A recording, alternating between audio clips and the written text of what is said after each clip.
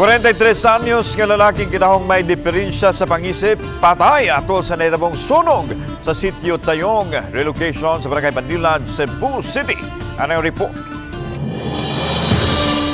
Paspas nga gilamoy sa kayo, kining 39 ka mga panimay sa sitio Tayong Relocation Barangay Banilad pasado alas 9 sa buntag ni adtong Biyernes. Sa panimay sa Banay Kabilyon, gikatahong unang nagsugod ang kayo. Apan tungod kay sikit-sikit ang mga panimay sa dapit, dali nga nakakatap ang kayo sa kasilinganan, lakip na sa panimay sa Banay Kadampog.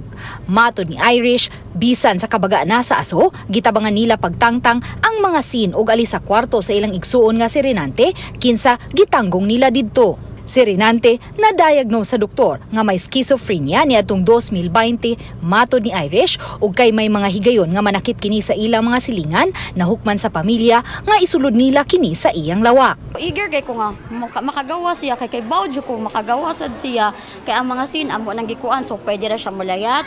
Pwede ra siya kanang dili lang gid namo siya mabira kay maglisod mi kay ang katong pultahan nga didto ko lisod man gud siya birahon. Ang amo na lang gid milagro nga makagawa siya, pero sad to say wala gyud.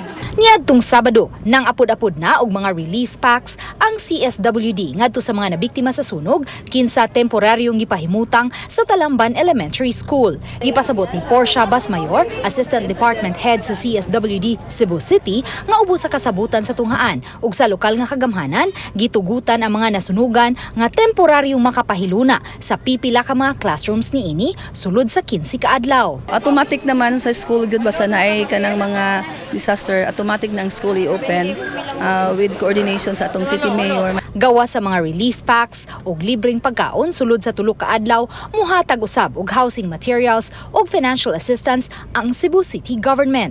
Makabalik naman dayon sila sa area, kaya ang area nga ilahang na nasunugan, ilahaman, dili man question kon makabalik pagdili.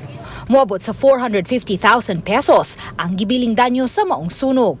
Padayon pang gisuta sa Cebu City Fire Station ang posibleng hinungdan niini. Uban ni Cleofer Lumayag, Luan Merondina, Balitang Misdak.